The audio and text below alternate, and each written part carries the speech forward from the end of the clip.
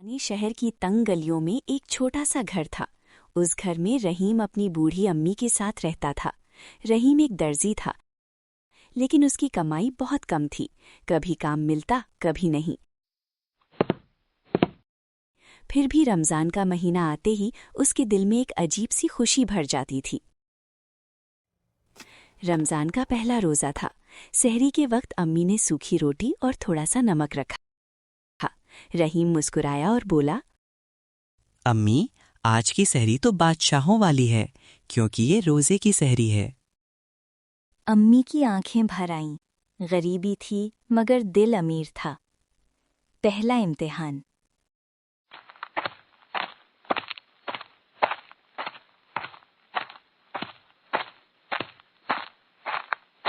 रहीम रोज़ा रखकर काम की तलाश में निकला। दोपहर की तेज धूप, प्यास से सूखते होंठ, मगर रोज़ा नहीं तोड़ा। रास्ते में उसे एक बुजुर्ग मिले जो बेहद कमज़ोर थे। उन्होंने कहा, बेटा, 2 दिन से कुछ नहीं खाया।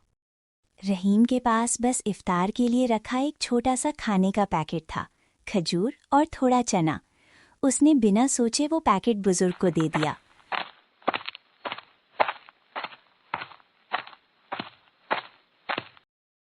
खुद खाली हाथ घर लौटा।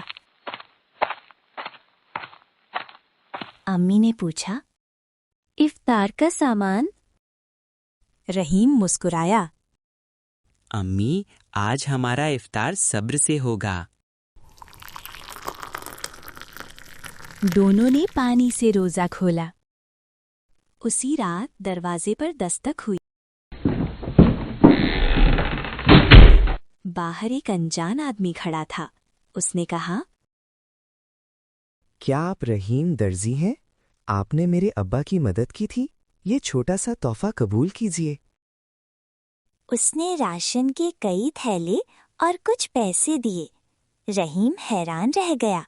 उसकी आंखों में आंसू आ गए। उसने आसमान की तरफ देखा। या अल्लाह, तू कितना मेहरबान है।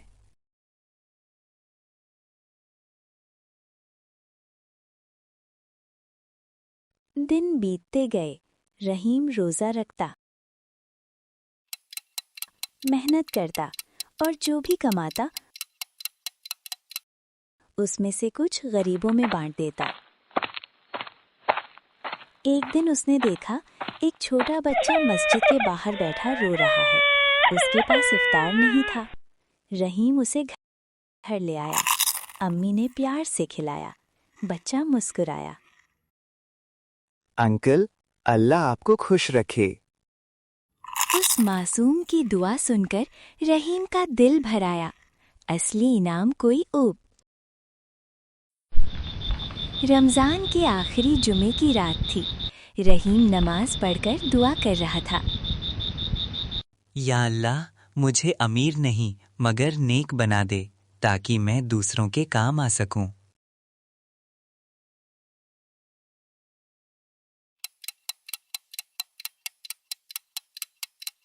अगले ही हफ्ते शहर के एक बड़े व्यापारी ने रहीम को अपनी दुकान का मुख्य दर्जी रख लिया। उसकी कारीगरी और ईमानदारी की चर्चा फैल चुकी थी। अब रहीम की हालत बदल गई थी, मगर उसका दिल नहीं बदला। कहानी की सीख: रमज़ान सिर्फ भूखे प्यासे रहने का नाम नहीं, सब्र का नाम है, रहम का नाम है, बांटने का नाम है और इंसानियत का नाम है। रहीम ने सीखा, जो रमज़ान में लोगों पर रहम करता है, अल्लाह उस पर अपनी रहमतों के दरवाजे खोल देता है। रमज़ान खत्म होने को था। पूरे शहर में ईद की रौनक दिखने लगी थी। बाजार जगमगा रहे थे। कपड़ों की दुकानों पर भीड़ थी। बच्चों की हंसी गलियों में गूंज रही थी। लेकिन रहीम की आंखों में इस बार अलग ही चमक थी, क्योंकि अब उसकी हालत पहले जैसी नहीं रही थी। उसे बड़ी दुकान में काम मिल चुका था। कमाई भी अच्छी होने लगी थी। फिर भी उसके दिल में एक अजीब सी बेचैनी थी। रात को अम्मी ने पूछा, बेटा, सब ठीक तो है? आजकल तो कुछ सोच में रहता है। रहीम धीरे से बोला। अम्मी, याद है वो रमजान जब हम पानी से इफ्तार करते थे? अम्मी मुस्कुराई। हाँ बेटा, वो भी अल्लाह की नेमत थी। रहीम बोला। अम्मी, इस बार ईद मैं सिर्फ अपने लिए नहीं मनाऊंगा। मैं चाहता हूं कोई भी हमारे मोहल्ले में बिना खुशी के ईद ना बिताए। अम्मी की आंखें नम हो गई। यही तो असली रमजान की कमाई है बेटा। तैयारी की शुरुआत।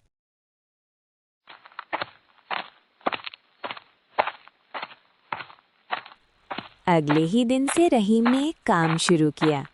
वो हर शाम काम से लौटकर मोहल्ले की गलियों में जाता।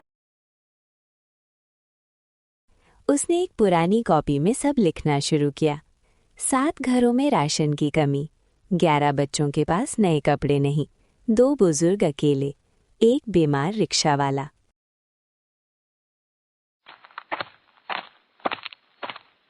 रहीम ने अपनी पहली बड़ी तनख्वाह निकाली और बिना सोचे खर्च करने का इरादा कर लिया। दर्जी की असली कमाई।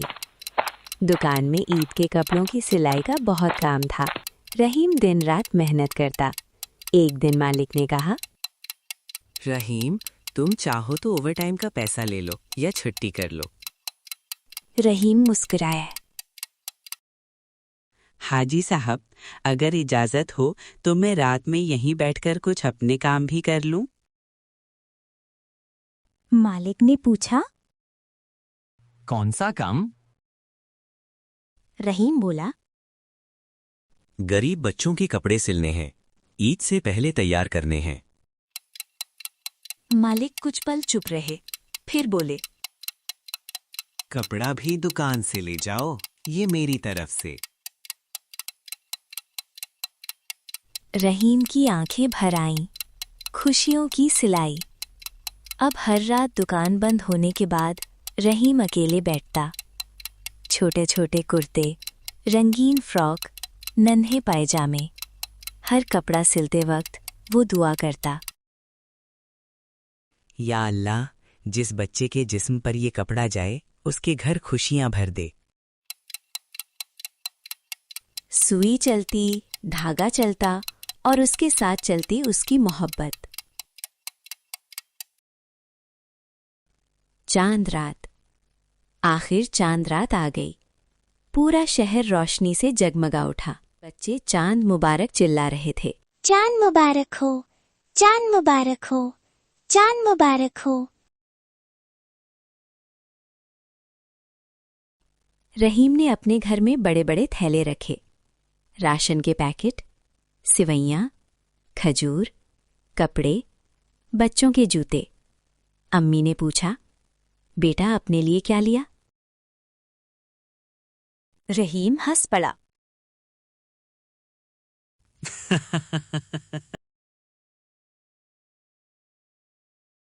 अम्मी, मेरी ईद तो कल इन बच्चों को खुश देखकर ही होगी। खुशियों का बंटवारा। रात को रहीम और अम्मी दोनों निकले। पहला घर, वो बुजुर्ग अम्मा जिनके पास कोई नहीं था। रहीम ने राशन और कपड़े दिए। अम्मा रो पड़ी। बेटा, तू फरिश्ता है क्या? रहीम बोला। नहीं अम्मा, मैं भी कभी आपकी तरह जरूरतमंद था।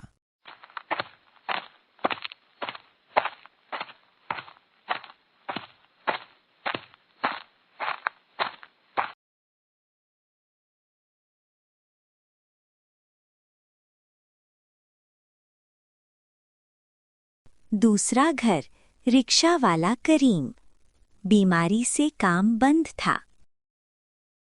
रहीम ने दवा के पैसे और राशन दिया। करीम रोते हुए बोला, भाई, मेरी बेटी की ईद बचा ली।